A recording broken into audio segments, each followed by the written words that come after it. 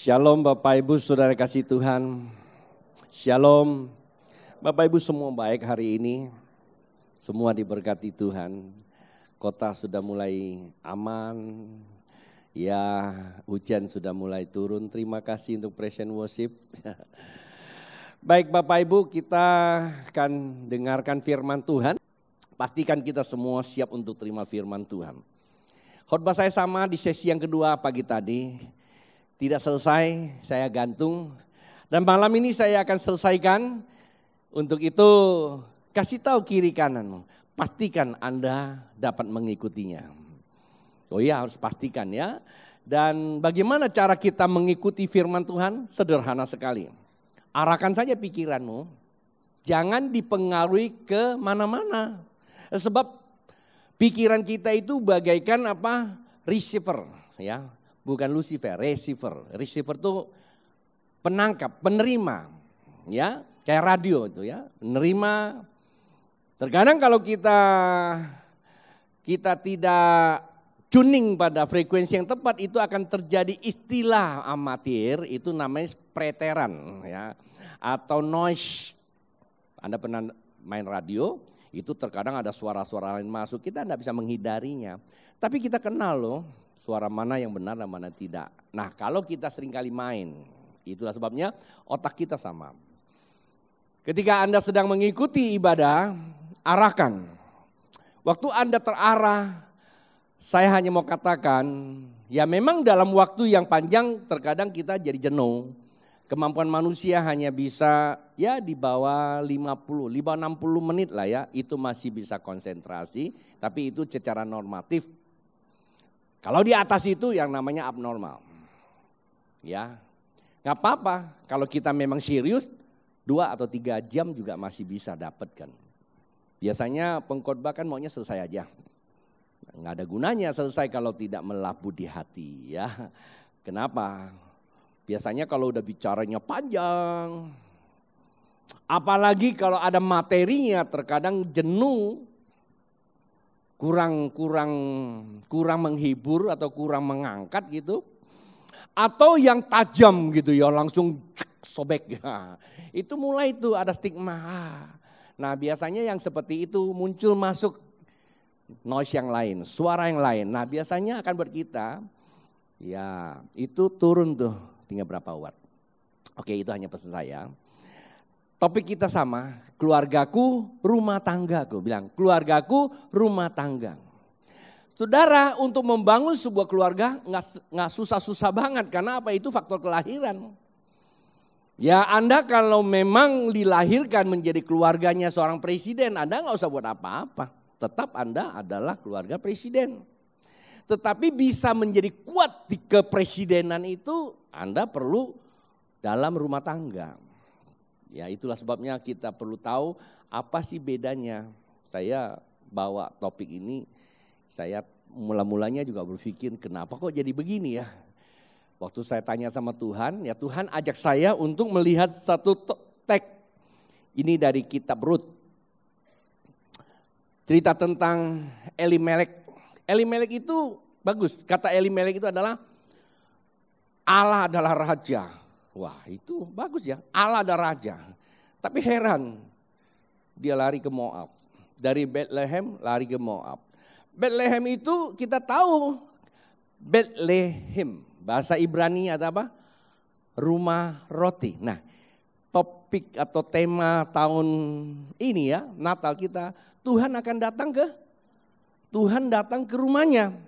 Dan ini bukanlah kebetulan, Tuhan sedang mempersiapkan kita membangun rumahnya. Kalau Tuhan datang ke rumahnya, wah itu rumahnya akan jadi luar biasa. Di kota kita beberapa waktu yang lalu ada sebuah swalayan tutup. Dan mall itu arah redup sepi gitu. Kesannya gak gitu enak. Kata orang, saya gak gitu tahu karena saya baru balik beberapa hari yang lalu. Tapi waktu saya balik kemarin saya datang sana. Beda tuh mallnya, terang lagi. Katanya apa? Ada kehidupan baru. Swalayan buka lagi. Nah saya bilang swalayan kan gak tahu namanya kan. Saya gak dibayar komisi ya, gak berhak saya bilang. Swalayan saja. Tiba-tiba. Nah, apa artinya di situ ada kehadiran sesuatu yang hidup menghidupkan lingkungan itu. Kalau hidup kita dihadiri oleh sumber kehidupan. Sumber kehidupan itu Bapa. Tetapi sumber kehidupan itu perlu media. Nah, medianya adalah Yesus. Walaupun dia tidak hadir di dalam jasmani, tapi namanya itu sudah menjadi perjanjian kekal. Enggak akan berubah. Di dunia nama itu berkuasa. Bapak Ibu, bukan nama itu saja berkuasa di dunia, juga berkuasa di sorga. Manakala Anda dan saya punya nama itu, pintu sorga terbuka. Bila mana tiba-tiba kita henti nafas, sudah punya tempat di sana. Disimpan di situ. Wah, luar biasa. Ayo bilang sama kiri kananmu, luar biasa nama Yesus. Nah, itu namanya rumah Tuhan atau rumah roti. Tapi heran, ada orang yang bernama Allah adalah Raja pergi ke Moab. Kenapa? Rumah roti enggak ada rotinya pada masa itu. Ada persoalan dengan rumah roti. Bethlehem ada masalah. Kalau Anda baca kitab ini, lalu dia pergi kemana? Pergi ke Moab. Nah, tahukah Anda apa itu Moab? Ketika bangsa Israel keluar dari Mesir menuju ke Kanaan, ya, dan melintasi yang namanya Moab, saudara. Dan Moab itu huninya orang-orang yang angku, orang-orang yang sombong, orang-orang yang sukanya perang. Apa saja perang, dagang juga perang. Kayaknya sama ya zaman sekarang ya. Dagang stigma, bersaing. Waduh, susah, banyak saingan. Nah, kalau kita punya pikiran seperti itu, jangan-jangan orang Moab kali itu. Dan orangnya ada di ruangan ini loh. Yang kasih tahu, jangan-jangan ada di samping saya tuh orangnya.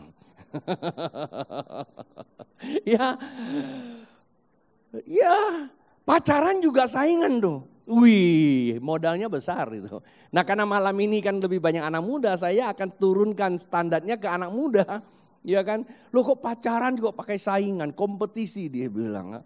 Modalnya besar loh kalau pacaran kompetisi.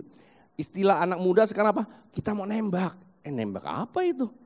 Maka kalau mau nembak, minyak wanginya mesti pakai yang Mercedes atau CK. Iya, parfumnya, mobilnya nggak punya, sewa aja lah. Saya temukan ada orang yang memang cuma datang mau tonjol, menunjukkan bahwa dia oke. Ya, sewa mobil, wih, itu namanya kompetisi. Saudara, Moab itu. Dan apa terjadi, saudaraku? Terjadi persoalan di situ. Yang saya nggak ngertinya gini. Loh, namanya Allah adalah Raja, punya anak dua. Yang satu namanya Mahlon. Artinya apa? Mahlon itu sakit-sakitan. Nah, nggak kreatif ya. Punya nama Allah Raja tapi anaknya dia bilang apa? Sakit-sakitan. Terus satu lagi apa? Gideon. Langsung protes dia. Kilion ya. Sebenarnya kalau Kyrios bagus, kalau Kilion itu lemah. Kalau Kyrios kuat, gagah, karena raja. Ini Kilion, artinya apa? Lemah. Wah, betul dua anak itu mati. Punya dua menantu. Menantu yang pertama namanya Rut. Nah, Rut itu namanya apa? Ayah punya nama itu mesti tahu loh ya. Belas kasihan. Wah, nama Rut itu belas kasih. Satu lagi namanya Orpa. Orpa itu tegar tengkuk. Maka balik leher dia pergi itu. Maaf ya kalau ada nama Orpa. Anda tidak perlu bikin nasi kuning, nasi merah untuk ganti nama. Terima saja, yang penting Anda punya nama Orpa.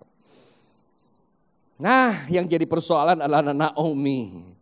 Pas istri saya namanya Naomi juga. Tapi Naomi bagus namanya, menyenangkan. Nya itu menyenangkan loh. Ya, teks saya bacakan buat Bapak Ibu. terinspirasi teks ini saya berkhotbah tentang keluargaku, rumah tanggaku. Nah, kalau Anda mau tahu tentang keluargaku, rumah tanggaku, dari teks ini kita temukan. Berkatalah Naomi, telah pulang iparmu kepada bangsanya dan kepada Allahnya, pulanglah mengikuti iparmu itu. Tetapi kata Rut, jangan desak aku meninggalkan engkau dan pulang dengan tidak mengikuti engkau. Sebab kemana engkau pergi, ke situ jugalah aku pergi. Dan di mana engkau bermalam, di situ jugalah aku bermalam. Bangsamulah bangsaku dan Allahmulah Allahku. Di mana engkau mati, aku pun mati di sana. Dan di sana aku dikuburkan. Ketika Naomi melihat bahwa Rut berkeras untuk ikut bersama-sama dengan dia, berhentilah ia berkata-kata kepadanya. Dan berjalanlah keduanya sampailah mereka tiba di Betlehem. Nah, ini bukan lagi ke Moab yang keangkuhan. Bapak Ibu, kalau Anda membaca teks ini sebenarnya begini. Mereka sedang menghadapi sebuah situasi yang tidak baik di Betlehem, lalu berpindah ke Moab. Di situ tadi saya sudah katakan, Moab adalah gambaran keangkuhan, orang yang selalu berkompetisi. Dan apa yang terjadi saudara? Sebenarnya walaupun Mahlon dan Kilion itu ada sakit-sakitan lemah, kalau dia tidak angkuh, ya ada kasih karunia. Kita ini juga orang lemah kok. Anda pikir kuat? Pendeta aja bisa lemah. Saya terkadang juga bilang gini, Pak, lemah juga kamu ya? Iyalah, nah saya juga manusia. Bisa marah? Bisa. Pengen juga dimanja. Oh iya dong, ya kan biarpun gagal kayak begini nih, kadang-kadang loyo. Nah, tapi saya nggak mau ke Moab. Saya mau di mana? Di Betlehem. Walaupun lemah, ada kekuatan. Ayo bilang, walaupun lemah, ada kekuatan. Dan kita juga sering sakit-sakitan kok. Mahlon, sakit-sakitan, sakit kantong. Kadang-kadang penuh, kadang-kadang kering. Ya Pak ya. Sakit-sakitan cinta juga, kadang-kadang ngemis, kadang-kadang minus. Ngemis itu minta dikasihi. Gimana kalau kita nggak punya kasih, bagaimana kita bisa mengasihi orang? Akhirnya kita ngemis-ngemis dulu gitu loh. Pengemis cinta, sakit itu namanya. Tapi kalau kita ada di Betlehem nggak masalah. Di situ ada pertumbuhan. Roti itu ada ragi. Dasar dari roti itu ada raginya. Nah, yang kita temukan bukan rotinya, raginya. Kebenaran itu akan mengkamirkan cintamu, kasihmu. Nanti kita akan bicara tentang CLBK dengan apa? Tadi bilang apa? Yang di Ancol itu? Kora-kora. Tahu tuh istilahnya muncul. Kami tadi habis khotbah sharing 2-3 jam. Tiba-tiba saya munculkan istilah CLBK dan kora-kora. Nanti kalau tidak boleh saya bicara, saya tahan buat seminar khusus. Itu tambahannya. Nah saudaraku, saya mau teruskan lagi. Untuk itu kita perlu memahami tentang teks ini. Nah saya simpulkan keluar dari pemikiran teks ini saudara. Saya punya satu pemahaman begini. Perjanjian ilahi bukanlah ya, bukan melihat ada apanya. Melainkan apa? Apa adanya. Bapak Ibu, tadi kita lihat Naomi dan Elimelek pergi ke Moab. Di situ 2 anak pria mendapatkan 2 menantu. Apa yang terjadi? Akhirnya 2 anaknya meninggal. Punya 2 menantu. Dan ketika suaminya Naomi meninggal dan anaknya meninggal, tetap tinggal juga 3 sih. Tapi kali ini ada 1 rumah, ada 3 wanita. Saya pernah khotbah 1 kali. Sebuah rumah ada 3 wanita. Wih, siapa itu? Wanita pertama adalah mama saya. Wanita yang kedua adalah istri saya. Wanita yang ketiga anak saya. Terminologinya seperti itu. Nah, 1 rumah 3 wanita. Nah 3 wanita ini karena dia tahu salah. Kenapa? Karena ada di tengah komunitas keangkuhan, dia tahu salah. Di rumahku banyak makanan, di rumah bapakku banyak makanan. Udah Naomi berpindah balik.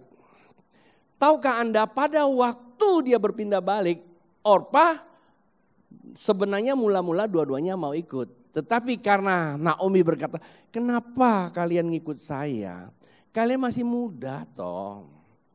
Ya kan? Nah sekarang sudahlah. Kembalilah ke bangsamu dan ke alammu, di situ kamu boleh nikah lagi, mungkin begitu. Tapi ini nggak ditulis, tapi saya tambahan aja. Lalu pergi Orpa bilang, kebetulan memang itu yang kutunggu. Daripada aku ikut lagi, karena dia bilang begini, aku ini sudah tua, lah suaminya gak punya. Kalau aku nikah lagi gak tahu berapa lama dapat suami. Kalau untuk dapat suami kan gak mungkin. Nah gak bisa begitu, dia bilang kalau toh aku nih bisa lahirkan, kan gak mungkin anak saya kau bisa nunggu. Ya udahlah pulang. Tapi Ruth berbeda. Ruth itu berkata begini, waktu dia nikah sama anaknya itu sudah satu keluarga, itu keluargaku. Walaupun suaminya meninggal dia tetap keluarga, walaupun suaminya sudah meninggal, karena ini faktor ikatan. Nah ikatan ilahi tidak mengenal ada apanya. Nah biasanya kalau Orpa ada suami barulah rumah tangga nyatu dengan Naomi. Tetapi kalau sudah mati suaminya, dia berbalik juga, beda dengan Ruth. Ruth nikah tidak ada apanya, tapi apa adanya. Kenapa? Karena saya diikat menjadi keluarga, dengan demikian saya pun sudah menjadi apa? Rumah tangga. Maka itu dia berkata, bangsamu bangsaku, alamu alaku, matimu pun matiku di situ. Wih. Hal seperti itu menyentuh sorga. Siapa yang melembutkan hati Naomi? Anda pikir Naomi hebat? Enggak. Buktinya aja dia pernah kabur. Seseorang kalau dia bisa berbaik hati, jujur saat itu ada pekerjaan roh dari sorga. Bisa dimengerti Bapak Ibu? Kalau kita enggak bisa berubah-ubah, jangan salahkan kita juga tidak bisa berubah. Artinya ada roh jahat yang mengendalikan kita, apapun alasannya. Nah pulanglah mereka. Nah saya memberi pengertian perjanjian apa saja haruslah didasari apa? Bukan ada apanya, tetapi apa adanya. Yuk sama-sama, bukan apa ya ada apanya, tapi apa adanya. Nikah seperti itu. Dulu saya suka nanya. Kalau di dalam pranikah saya tanya, kamu itu kok mau nikah sama dia? Dia bilang begini, be, ganteng be, yang begini gak ada lagi be. Hah? Apanya ganteng? Ganteng, hidungnya be mancung. Nah saya kalau bilang nanti kalau hidungnya pesek gimana? Kejedok sama bemper mobil. Terus nikahnya gak jadi. Ya kan, ada lagi yang bilang, be, ya kalau saya nggak tahu Nyak dulu nikahin saya kenapa. Ya dulu saya tidak tahu, tapi sekarang saya tahu banget. Karena dulu saya gondrong, ganteng banget, sekarang juga ganteng. Ya gondrong. Ya sejak saya remaja itu rambut saya itu perlu perawatan khusus, kalau tidur susah banget. Itu disasak tinggi gitu, Anda lihat foto-foto saya lah. Ya kalau tidur itu ngerawat rambut ini yang jadi masalah. Untungnya nikah sama saya bukan karena rambut. Coba kalau ditanya, kamu jatuh cinta sama Babe kenapa? Wih rambutnya mantap. Nah sekarang gimana? Tuh kayak Anton.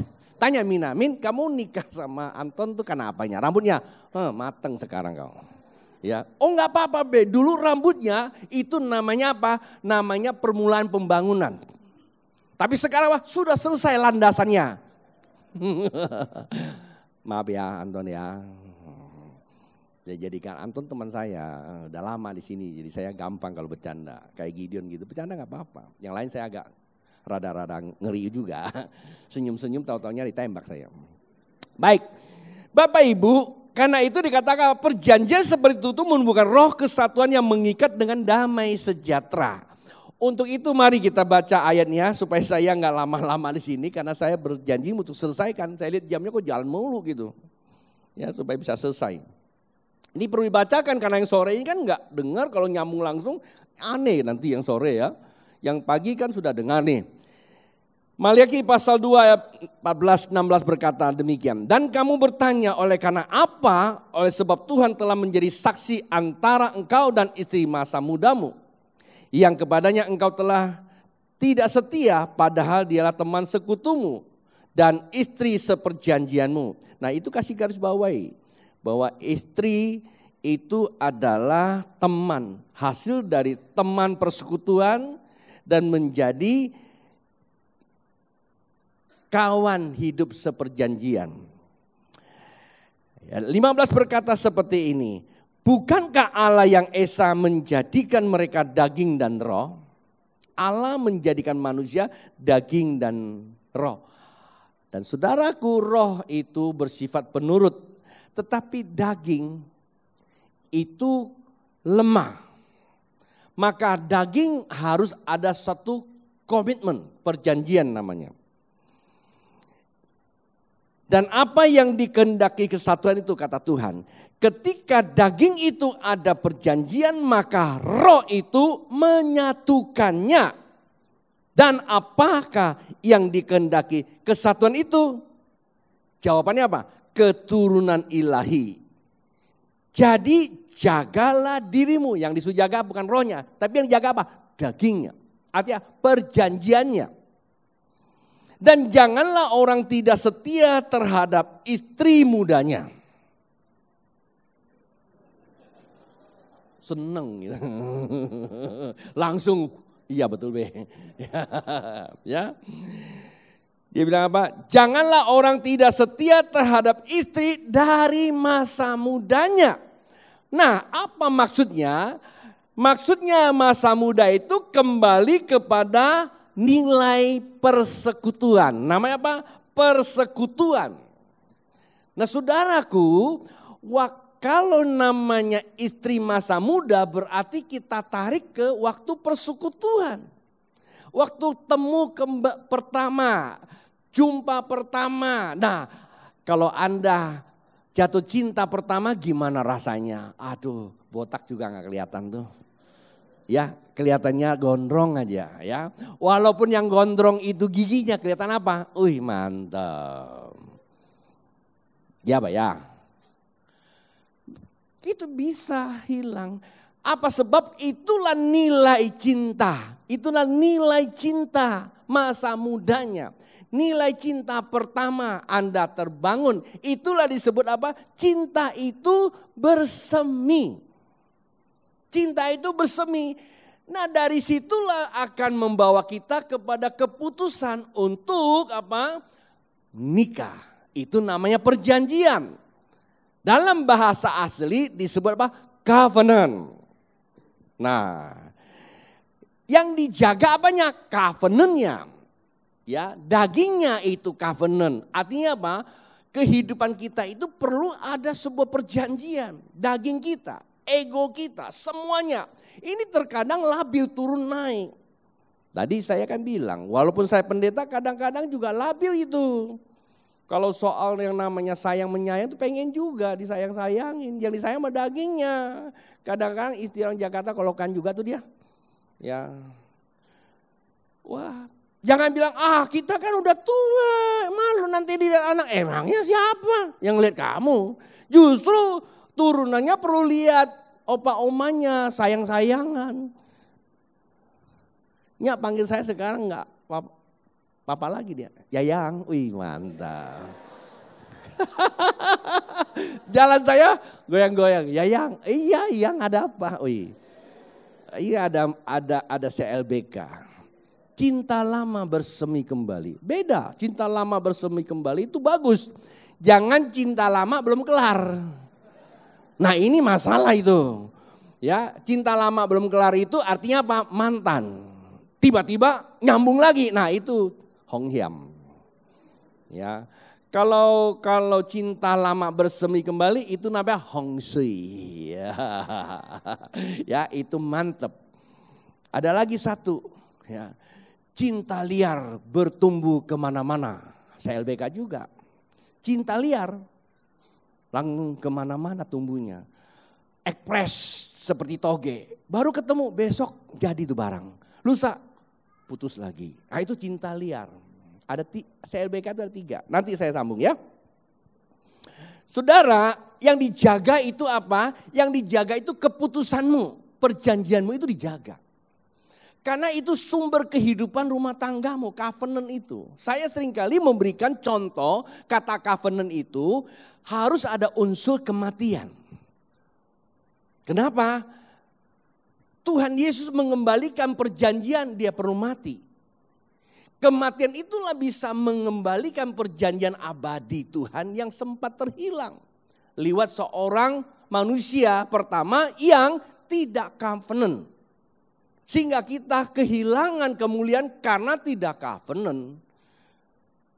Dikembalikan covenant, ada kematian seorang anak manusia bernama Yesus. Lalu apa artinya ke Anda dan saya? Nah kalau kita mau kembali di sebuah covenant rumah tangga, harus selalu ada kematian. Saya senang dengan filosofi Romeo and Juliet. Ya, filosofi Romeo and Juliet kan apa? Sehidup semati. Lu hidup gua mati, atau gua hidup lu mati, kan kira-kira gitu ya. Dulu kalau janji gitu, kita berjanji walaupun bintang jadi saksi. Lah siang hari berjanji mana ada bintangnya? Ya kan? Kalau malam iya, ini lagi siang bolong ketemu, kita berjanji di bawah bintang-bintang bersaksi. Salah ngomong, dia terlalu emosi itu. Ya, biarlah bintang menyaksikan hari ini kami berjanji karena kami sudah ketemu. Itu namanya cinta liar itu. Baru ketemu aja udah berjanji. Kami sehidup semati, enak aja. Ya belum mati aja udah lari biasanya, kan gitu. Nah saudaraku, tapi saya setuju dengan cinta seperti itu, sehidup semati. Maksudnya apa? Manakala kalau kita mau hidup harus ada kematiannya. Matikan apa? Matikan ego. Nah itu yang diperlihatkan oleh Adam dan Hawa. Inilah tulang-tulangku dan inilah daging-dagingku. Bagaimana cara itu bisa dinyatukan antara itu? Perlu ada kematian, artinya ada penyobekan. Kata covenant itu saya selalu memberikan ilustrasi, kalau daging ini kalau Anda menyatukan tidak akan mungkinnya. Covenant itu menyatukan daging. Nggak mungkin. Caranya gimana kalau Anda mau di cover gitu ya, disobek dulu, diamplas saja. Anda kalau mau coba-coba di rumah boleh. Pulang Anda amplas sama dia kalau darah, 2 tangan ini, kemudian Anda perban. Ya, seminggu kemudian Anda buka, nggak bisa lepas lagi, mereka tumbuh jadi nyatu tuh. Ya, kenapa kok Babe tahu? Saya bukan seorang dokter. Saya juga tidak ahli maksudnya pendidikan biologi, enggak juga. Tapi papa saya terjadi, papa saya itu di kampung potong kelapa, luka. Nah di kampung itu saking buru-burunya nggak ngerti, dibungkus dua-duanya, nggak tahu berapa hari kemudian dibuka. Akhirnya tangan papa saya, kalau ada orang kampung Padang Tika tahu, papa saya disebut kotong bah, tangannya kodong. Ya, duanya nyatu. Saya tanya papa, kenapa itu? Ya itu dibalut, akhirnya lama-lama tumbuh nyatu. Seperti itulah covenant. Di situ ada kehidupan. Nah seharusnya hubungan suami istri seperti itu. Adik-adikku, Anda masih muda. Anda pacaran silakan. Tapi Anda harus tahu, pacaran itu bukanlah iseng-iseng. Pacaran itu berarti Anda sudah mengambil keputusan menuju kepada sebuah keputusan. Yang berikutnya apa itu? Namanya berumah tangga. Ketika Anda berumah tangga, hasilnya nanti keluarga. Tahukah Anda, kalau Anda sudah rumah tangga hasil keluarga, berarti ada keturunan ilahi. Betapa sedihnya kalau Anda tidak paham tentang covenant itu. Sebab dalam perjalanan hidup, kita tidak akan mungkin lepas dari namanya godaan. Ketika godaan itu datang, mulai mengganggu kehidupan kita. Kalau kita nggak kuat di dalam covenant itu, nah biasanya bisa kandas tengah jalan. Betapa sedihnya kalau kita kandas tengah jalan. Sementara keluarga nggak bisa dihapus. Anda bisa cerai, tapi yang namanya keluarga nggak bisa. Di situ ada namanya anak. Masa anaknya nanti muncul, mana papanya, mana mamanya. Dia punya 2 papa, punya 2 mama. Kita saking egonya bisa dapatkan istri buat kita. Kita nggak bisa dapatkan ibu buat anak-anak kita. Kita bisa dapatkan suami buat kita. Kita nggak bisa dapatkan papa buat anak kita. Dan itu namanya abuse. Abnormal using. Abuse itu adalah pemaksaan. Apa namanya? Pemerkosaan. Atau penganiayaan. Hal-hal yang tidak benar. Apa sebab? Karena hanya kenal, bukan kenal, hanya ketemu, lihat, jadi. Nggak ngerti tentang covenant. Ini penting Bapak Ibu tentang covenant itu. Di dalam covenant itu akan ada kehidupan itu namanya logos. Terbentuklah keluarga atau rumah tangga ilahi. Nah, arti kata keluarga dan rumah tangga itu berbicara rumah tangga dan keluarga itu ada kehidupan dan tanggung jawab. Bilang kehidupan dan tanggung jawab. Kalau kita sudah mempunyai sebuah rumah, ingat di dalamnya ada kehidupan. Keluarga itu ada kehidupan. Anda cerai masih ada kehidupan karena ada anak. Bagaimana kalau saya nggak punya anak? Oh ya, kamu punya suami, kan nggak bisa mantan. Sebab ada orang dunia berkata begini, ini masih sering kali saya melihat ada namanya sebuah stigma atau mitos orang Tionghoa. Ya, dia bilang begini, kita jangan terlalu baik-baikan sama istri. Biasa-biasa aja, jangan terlalu terbuka. Ya, jangan terlalu terbuka sama suami juga, kita perlu tabungan sendiri. Sebab begini dia bilang, suami ada mantan, tapi orang tua gak ada mantan. Anak gak ada mantan. Nah kalau kita punya stigma seperti itu atau mitos seperti itu, kita jadikan suami hanya kontrakan. Dan ini tidak boleh ada Bapak Ibu. Begitu kita mengambil keputusan bahwa itu suamiku atau istriku dan itu sudah covenant. Supaya keluarga kamu itu utuh perlu dibangun kekuatannya. Namanya tanggung jawab. Fungsi masing-masing. Fungsi suami dan fungsi istri. Itulah disebut tanggung jawab. Sebab itulah Tuhan berkata, jagalah dirimu. Yang dijaga apanya? Bukan kehidupannya karena itu karunia Tuhan. Yang dijaga adalah tanggung jawabnya. Sebab ada begitu banyak orang mudah menjawab tapi tidak mudah nanggung. Ya, orang itu ada di ruangan sini tahu enggak? Gampang, amin, amin. Tapi gak pernah nanggung. Ngomong seenaknya, tapi apa? Lupa gitu. Nah, orang seperti itu ada di ruangan ini. Di mana? Bilangin tuh sama kiri kananmu. Tuh Babe lagi ngomong kamu tahu enggak? Aminnya kencang, amannya juga kencang gitu loh. Nah kita lihat bagaimana menjaganya Bapak Ibu. Untuk menjaganya yang pertama itu komunikasi dijaga. Mengapa? Saya menggunakan ada 3 ayat, saya bacakan cepat aja. Kidung Agung pasal 2 ayat 10, kekasihku mulai berbicara kepadaku, bangunlah manisku, jelitaku, marilah. Lalu kitab Amsal pasal 20 ayat 5, rancangan di dalam hati manusia itu seperti air yang dalam, tetapi orang pandai tahu menimbanya. Saudara, kemudian di dalam Amsal pasal yang ke-19 ayat yang pasal 18 ayat 19 berkata, saudara-saudara yang dihianati lebih sulit dihampiri daripada kota yang kuat, dan pertengkaran adalah seperti palang gapura sebuah buri. Nah, saudara, maksudnya apa? Komunikasi itu harus selaras, komunikasi selaras. Kalau komunikasi selaras itu langsung nyeplos ke dalam hati. Saya nggak akan lama-lama berbicara ini, pagi tadi sudah terlampau lama. Mengapa ada satu kejadian kalau di Jakarta, di Pontianak saya nggak tahu. Orang susah membedakan mana Jianghu, Jiahu dan mana Jianghu. Tahu? Jahu, janghu. Janghu itu apa? Janghu itu suami, kalau jahu sopir.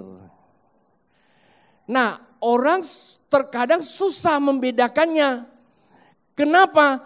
Bisa-bisa jahu jadi janghu, janghu jadi jahu. Coba Anda bayar aja. Pi, antar ke pasar. Sampai ke pasar, tahu ngomong apa? Pi, jangan lupa ya nanti jemput lagi ya. Wow, nggak ada thank you-nya. Nggak ada bilang kamsia ya.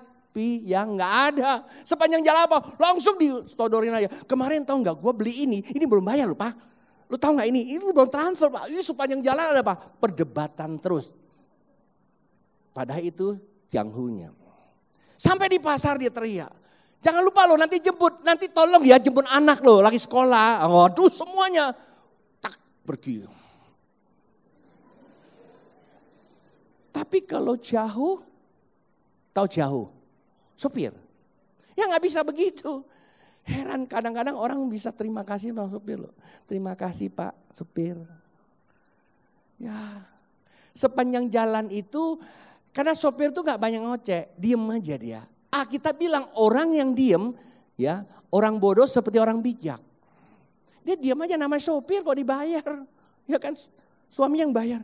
Dia dengerin. Nah si ibu ini biasanya di rumah udah kesel banget. Ngomong sama siapa? Pas di situ ada 2 telinga. Udah disemprot aja situ.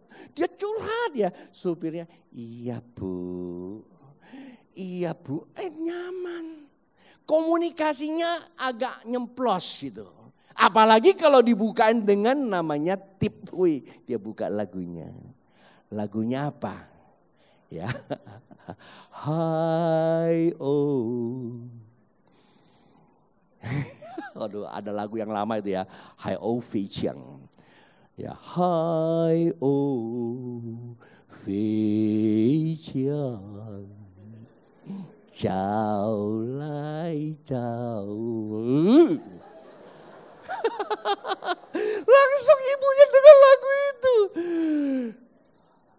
Komunikasi selaras, nyeplos. Nah, saudara itu biasanya menimbulkan apa? Kesan-kesan.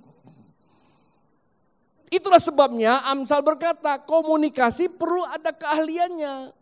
Sebab di dalam hati itu bagaikan sumur yang dalam. Ya kan suami itu kan biasanya apa? Karena orang yang telah dikhianati atau ada luka nih. Ya, ada luka saudaraku. Itu susah kalau mau ngomong. Baru aja lihat mukanya udah siap-siap mau berantem tuh. Ya kan? Kadang-kadang kita baru ngomong aja belum tahu apa-apa. Itu udah langsung. Ya. Apalagi kalau mau disentuh. Waduh ini masalah besar itu. Nantilah kalau seminar keluarga saya akan buka lagi yang lebih dalam. Lebih dalam lagi ku cinta kau Tuhan. Itu saya buka dalam. Kalau ini masih ada yang belum 17 tahun. Saudara, itu penting. Komunikasi, bilang komunikasi itu penting. Dari 3 ayat ini menjadi dasar buat kita. Jikalau kita tidak pandai komunikasi, kita tidak akan menemukan jati diri orang itu. Ketika komunikasinya memang selaras, terbukalah hatinya. Begitu terbuka hatinya, langsung kita temukan jati diri orang itu dan persoalan orang itu. Ketika kita temukan persoalannya, gampang penyelesaiannya. Masalah yang terjadi ada di dalam hati. Karena itulah Alkitab kata jagalah hati. Bagus itu ada nyanyian jagalah hati jangan kau nodahi. Wah bagus itu lagu kalau dinyanyikan. Itu yang pertama. Nah saudaraku jikalau kita komunikasinya selaras terbuka hati apa yang terjadi? Nah kita mulai mengenal siapa dia ada pengenalan. Maka itu saya katakan adik-adik. Komunikasi itu hati-hati. Sebab kalau komunikasi yang selaras mulai itu bisa buka. Begitu hatimu terbuka itu kalau panah api masuk ke dalamnya. Wah itu masalah besar itu. Karena itulah di dalam kitab Samuel berkata tentang Samuel waktu dia belum kenal Tuhan. Waktu Tuhan ngomong sama dia gak tahu. Jadi pengenalan itu dimulai dari apa? Komunikasi. Komunikasi itulah menumbuhkan pengenalan. Kita mulai mengenal satu sama lain. Anda pikir Anda sudah bisa kenal istri kamu kalau Anda nikah? Saya mau terus terang, saya dengannya nikah sudah hampir 40 tahun. Jujur aja masih banyak yang kami tidak kenal. Pagi tadi saya singgung sedikit. Ya, masalah yang seringkali saya nggak ngerti gini. Ini kumis, ini kumis. Saya pikir punya saya bukan punyanya. Ya kan? Ini kumis sudah berubah, ada putih-putihnya. Daripada susah saya jaga, ya sudah kan sampai jagalah dirimu. Saya nggak jaga, saya buang. Saya pikir saya buang selesai karena punya saya. Rupanya buangnya kumis saya itu bermasalah baginya punya hati. Ada sesuatu yang hilang.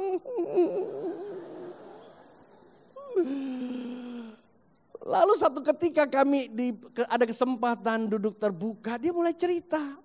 Beberapa hal saya kaget. Loh sampai hari ini kok saya gak kenal ya. Pertama dia bilang, tahu gak Pak, aku tuh pengen tuh kumisnya. Rupanya itulah yang namanya suami masa muda. Karena dulu saya dari remaja sudah punya kumis, yang dikenal satu itu. Begitu hilang dia bilang apa, gua ketemu kakek dari mana itu. Walaupun dipotong kumis lebih ganteng sebenarnya. Tapi aku tahu demi istri yang tersayang, biarlah gak apa-apa. Saya jaga lagi. Waktu saya jaga ada lagi teman bilang, Beh itu muncul kembali lagi Pak Laden ya. Lu gak tahu ini kerja keras. Dia gak tahu ini kerja keras saya bilang. Untuk apa? Untuk istri tersayang. Kan lebih baik buat istri toh. Cara pakaian juga. Anda tahu gak dulu saya tuh gak suka pakai kayak mode-mode begini. Benar ya?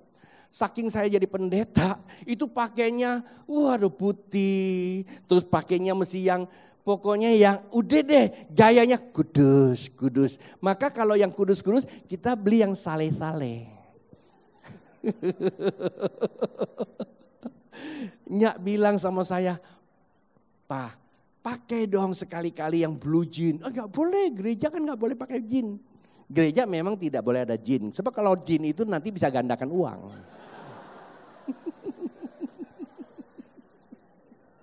Tapi kalau baju denim model jean boleh. Akhirnya saya pakailah ya. Nggak perlu. Nah dia juga nggak kenal saya bilang sama dia, kalau kamu di rumah jangan dong pakai baju kayak nenek-nenek juga. Oh sekarang dia beli baju sesuai selera. Sampai dia kalau beli baju dia ngajak saya ini ada satu lagi. Apa? Saya itu kan nggak punya karunia seperti Nyak. Kalau Nyak itu punya karunia senior. Dia kalau masuk ke mall, satu hari bolak-balik gak beli apa-apa masih puas ya. Bolak-balik, saya gak bisa. Saya ini orang cekatan begitu masuk, cek jadi beli bawa pulang langsung 2 tas. 2 tentengan. Kalau dia tuh satu hari bisa gak dapet. Nah, karena saya gak sanggup ngikutin dia, saya bilang kamu pergi cari sendiri, aku duduk di warung kopi. Wah, saya pikir kan aman kan, wajar kok. Dia setujui tapi rupanya hatinya juga tidak suka. Selama ini kalau dia belanja dia cari sendiri sebenarnya ngomel. Saudara hal itu kecil tetapi itu mempengaruhi covenant. Mempengaruhi daging. Jangan main-main loh. Kadang-kadang kita sentuh aja. Kenapa? Nggak ada cer lagi. Nggak ada cernya. Karena terlalu banyak ditinggalin cernya hilang. Gitu loh ya. CLBK aja hilang. Apa memang beli jamu CLBK? Ya kan ada jamu CLBK saya baru tahu ada jamu CLBK. Begitu minum cinta lama bersemi kembali. Itu kan kalau wanita dikasih makan minum jamu CLBK kan cer. Lalu prianya apa? Minum jamu kora-kora. Tahu kora-kora kan? Saya baru tahu kora-kora istilahnya itu diancur. Teriak.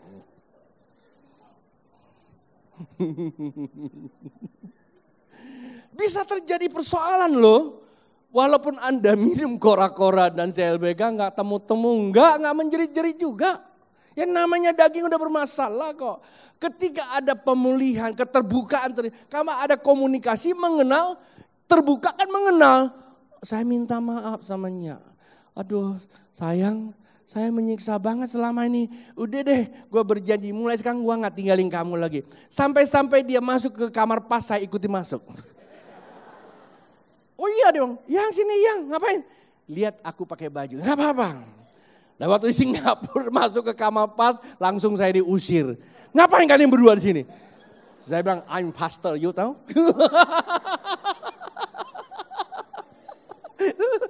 I'm pastor, you know. Dia bilang tidak bisa di sini, dia bilang. Iya, kenapa? Di sini kalau Indonesia masih boleh. Ya dia kan suka kasih lihat, bantu naikin sleting. Masa sih kalau dia lagi mau coba baju, biasanya kalau di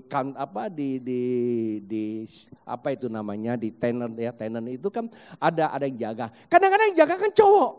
Nah dia pakai tolong mas.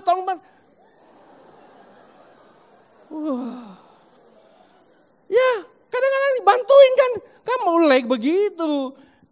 Saya tahu itu masalah. Lalu ya udah, mulai saat itu saya mulai ikutin walaupun pertamanya sampai pegel loh. Nah, Anda bayangin aja, kita ini saya udah olahraga tiap hari bisa lari sampai 7 kilo saya jalan ya.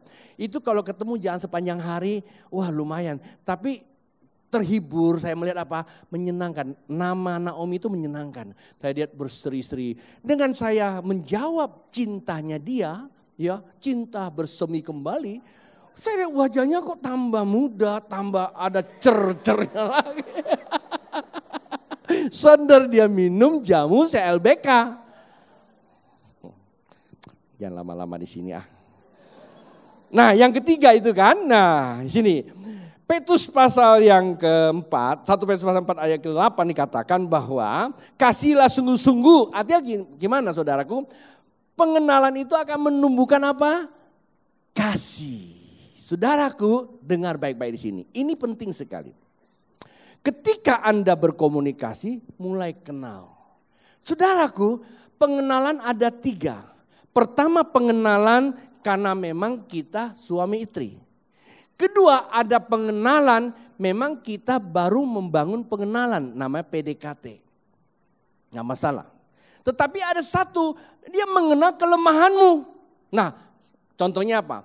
Suami istri ada banyak hal yang tidak kenal karena komunikasinya seringkali mengalami macet. Artinya apa? Ada masalah-masalah sehingga komunikasi nggak lancar, banyak ributnya. Maka kemauannya nggak tercapai. Saya punya masalah waktu tahun 2001 saya ada pemulihan dengan penatua, dengan Bapak rohani saya. Masalahnya apa? Masalahnya cuma satu, komunikasi. Saya ini dari Pontianak udah bawa masalah begitu banyak. Datang ke Jakarta, saya itu mau ngomong. Saya dipanggil, giliran saya, jamnya saya masuk. Baru duduk, Bapak rohani saya langsung kuliah saya. Hampir 1 ton kita mesti begini. Wah saya dengerin. Giliran saya mau ngomong, ton jamnya selesai ya. Jadi gantian orang lain masuk. Gua keluar dari ruangnya, saya ini ngapain? Saya dari Pontianak tuh bawa masalah mau ngomong. Sekian tahun hubungan kami itu macet. Akhirnya apa? Udah, saya kabur, nggak ikut dia lagi. 1 hari saya putuskan saya pergi bangun gereja sendiri. Nah itu terjadi kenapa? Nah ketika pemulihan kita mulai terbuka. Saya bilang Pak Anda bayangkan saya ini punya masalah. Dia nangis dia bilang ya Ton gue kok dosa banget ya. Rupanya komunikasi itu penting. Saudaraku komunikasi itu bisa 3 hal. Dan itu juga 3 CLBK. CLBK pertama itu gini, kalau suami istri perlu komunikasi apa? Supaya cinta lamanya bersemi. Kenapa? Cinta masa mudanya, bukan cinta istri muda. Cinta masa mudanya itu tetap mengalir supaya ada Satu kita, Nya bilang sama saya, Yang, lu puber keberapa? Wah gak tahu puber keberapa. Kok pengen dekat-dekat mulu? Iya tuh gue bilang, tambah sayang banget gue. Cinta lamanya bersemi kembali. Kenapa? Mengenal satu sama lain kebutuhan-kebutuhannya. Sehingga ada sesuatu yang muncul kembali. Ini penting hubungan itu. Tetapi ada 2 CLBK apa? Yaitu cinta lama belum kelar. Dan ada masalah, pas ketemu ngomong, wih, nyesel ya gue dulu gue gak terusin. Nah biasanya nyesel apa ya? Nah loh, sekarang kan masih bisa. Nah loh, biasa hanco tuh, hanco barang itu. Ya hanco. Ini cinta lama, itu juga CLBK karena komunikasi. Maka itu saya bilang, hei hati-hati kalau itu memang Anda sempat dulu punya namanya mantan, komunikasinya jangan berdua. Ya hati-hati. Wah kalau saya mau cerita ini panjang karena waktu kita ya, panjang sekali. Ini masalah hari-hari ini saya lihat ada begitu banyak masalah muncul karena komunikasi. Nah yang ketiga yang sebenarnya yang paling masalah, CLBK juga. Cinta liar bertumbuh kemana-mana. Cintanya liar bertumbuhnya kemana-mana. Nah saudaraku, saya temukan. Mereka lihat Facebook, ada foto-foto kalian. Itulah sebabnya saya sangat tidak rekomen kalau Anda suami istri, janganlah Anda pasang foto sendirian. Udah punya suami, matching.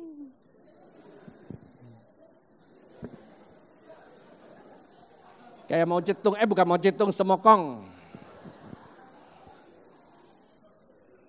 Apain? Buat siapa? Nah saudara tahu nggak di luar ada orang yang suka curi. Dia ada fotonya, dia mulai insight. At Anda, dia bilang aduh fotonya cantik banget. Lalu dia, amin. Nah terbuka itu. Saya temukan ini Bapak Ibu banyak persoalan terjadi karena apa? Cinta liar tumbuh kemana-mana. Itu gara-gara Facebook. Gara-gara Facebook, gara-gara yang namanya kedebuk-kedebuk ini nih. Ya nggak usah panjang-panjang di sini. Nah, anak-anak muda, ya memang kalau Anda belum berpasangan, sisa-sisa saja. Tapi saya juga berkata begini, jangan terlalu cepat membuka komunikasi. Anda perlu kenal, maka itu banyak doa. Orang yang punya hubungan ke atas biasanya mengerti apa yang disampaikan. Baik atau buruk Anda cakep mengerti. Ini punya niat jahat atau tidak. Maka hubungan ke atas penting sekali. Masalahnya kalau kita nggak ngerti, yang namanya penipu datang nggak ada, yang namanya pencuri datang tuh diam-diam. Dia bisa begini. Yang kamu tahu nggak, bintang itu kalau malam indah kan, diliatin orang terus, iya nggak? Iya kan? Iya. Nah bintang itu kalau lagi nyala indah menghiasi malam gelap itu, iya. Nah yang tahu nggak, kamu itu melebihi bintang itu. Tong tong tong tong tong. Nah, itu yang kayak model Samuel begitu. Berdamai ya, berdamai. Ya, walaupun kayak Gideon begini modelnya. Dia kalau pakai jurus itu jurus Kang Dimas. Bisa menggandakan cinta. Kalau, tapi enggak, ini orang baik. Ya. Pernah satu waktu diserbu habis-habisan juga dia bisa pilih yang tepat. Dapatnya Ani. Mana Aninya tuh? Saya tahu banget ini orang karena dari awal saya sudah muridkan. Hati itu yang penting. Oke, yang terakhir ya. Yang keempat. Saudara yang keempat, ketika cinta bersemi maka akan tumbuh pemusik boleh maju. Ya, akan ada kesetiaan. Tahukah Anda apa? Bumi ini cemar karena manusia tidak setia. Keluarga cemar itu karena nggak setia. Setia pada apa? Setia pada tanggung jawab fungsinya. Suami ngerti fungsimu. Kau suami perlu membahagiakan istri pertama, bukan membahayakan. Tentu soal makanan yang sehat dong. Ya kalau perlu jamu pakailah jamu, suplemen. Ya kalau Anda mau beli jamu sama Budi. Ada jamu kora-kora, ada jamu CLBK. Enggak Bud, bercanda ya Bud. Tadi Budi bilang jawab nama saya B. Enggak, ini bercanda aja kok. ya hiburan aja. Boleh, perlu minuman yang sehat. Olahraga penting, masing-masing tanggung jawab. Ibu-ibu hati-hati juga. Anda tahu bahwa Anda itu istri. Jangan sepanjang hari kerja, habis-habisan pulang ke rumah tinggal ngoroknya aja. Suaminya bingung, gue tidur sama siapa ya? Seperti itu, jadi perlu jaga kesehatan, jaga makanan. Sebab makanan sembarangan itu bisa membuat semuanya gak bagus ya. Jangan semuanya dimakan gitu loh. Pakaian juga dia. Ini kesetiaan kita, fungsi kita masing-masing kita perlu jaga. Saudaraku, covenant itu yang dijaga apa? Yang pertama, komunikasi. Dari komunikasi akan ada pengenalan. Kenapa? Komunikasi terbuka hati, kita mulai kenal siapa dia. Kata Alkitab, dari mulutnya kita tahu isi hatinya. Hati-hati. Yang ketiga, ketika kita mengenal orang itu, mulai jatuh cinta. Cinta bersemi. Nah saudaraku, kalau cinta liar kan masalah. Lebih baik yang di rumah dong kita tumbuhkan terus. Yang mantan-mantan ingat.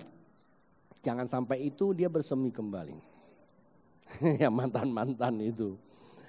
Ya. Dan yang ketiga kan bersemi. Yang keempat apa?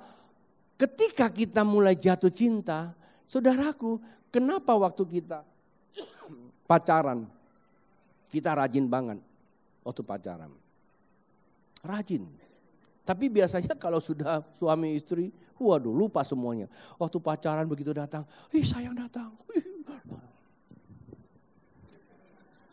Kenapa lihat saya kamu?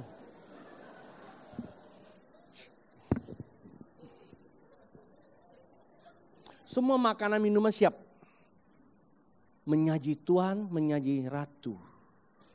Tapi kalau udah suami, tuh papa lu balik tuh. Loh kok ketawa?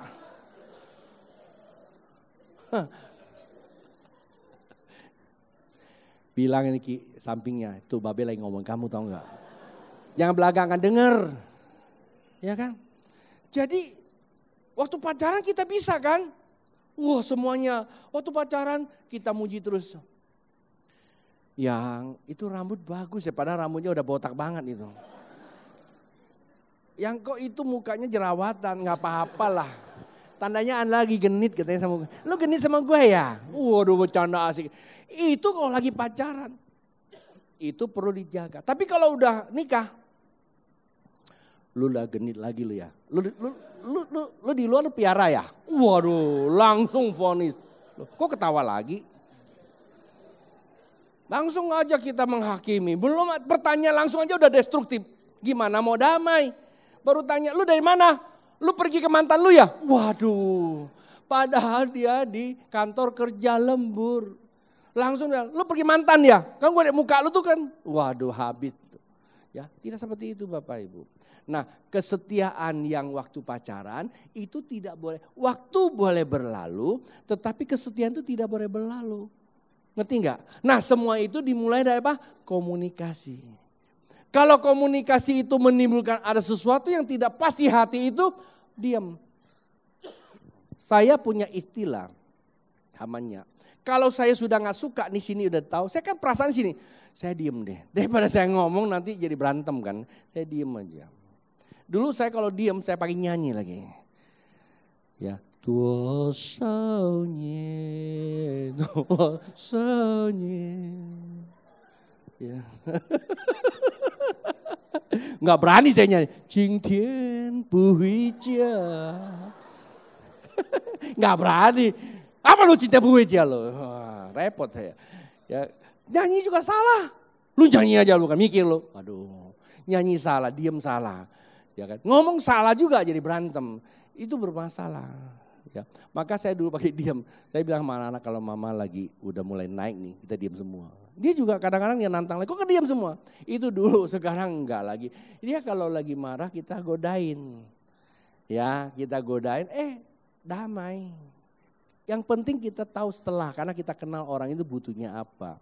Ini hubungan suami istri. Saudaraku, saya punya keterbatasan waktu untuk menyampaikan ini. Mestinya dia ada sesi-sesi. Saya temukan kalau saya mau sampaikan semuanya ada 12 sesi tentang keluarga yang harmoni. Ya, ada 12 sesi. Ini baru saya bagi 2 kali khotbah. Keluargaku, sorgaku. Ya, kemudian keluargaku, rumah tanggaku. Nanti ada lagi keluargaku, istanaku. Wih, apa itu istana? Anda tahu nggak dalam sebuah kota kalau ada istana itu luar biasa. Istana Bogor aja dikunjungi sampai-sampai Manjangan juga ada. Ya kan? Istana kan, istana itu lambang kebesaran sebuah kepemimpinan. Nah, nanti kita lihat ya. Doa saja, saya lagi susun semuanya. Ya. Dan akhirnya ke semuanya itu kita tahu akhir tahun 2016 ini kita tahu Tuhan akan masuk ke rumahnya. Setelah itu kita akan masuk kepada sebuah dimensi baru. Yang dikatakan kita menjadi saksi bagi dunia ini. Lihat apa? Lihat rumah tangga. Gak banyak ngomong lah, ada begitu orang banyak ngomong tentang Tuhan tetapi hidupnya liar. Kalau kita bisa hidupi kehidupan Tuhan dan itu ada dalam hidup kita, orang akan lihat begini. Satu hari semua orang akan datang memeluk kakimu karena dia tahu di dalam dirimu ada Yesus. Daripada kita tiap hari cerita Yesus tapi hidup kita malah kita menyalibkan Yesus. Harusnya kita menyalibkan diri kita supaya Yesus itu kelihatan. Dan sebab itu mari kita bangkit berdiri, kita mau datang kepada Tuhan. Rindu yang dalam.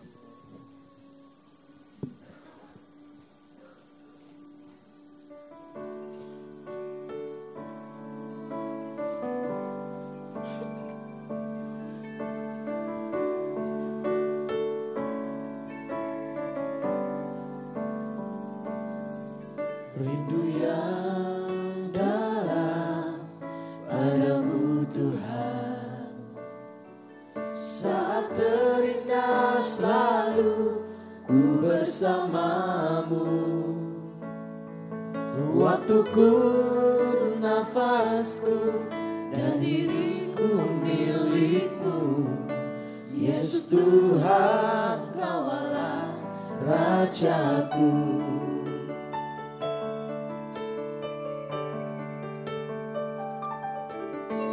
Panjang dan lebar kasih-Mu Bapa, tinggi dan dalam sungguh tiada terduga. Kasih-Mu, hati-Mu, dan dirimu milikku. Allah Bapa, Anak dan Roh Kudus.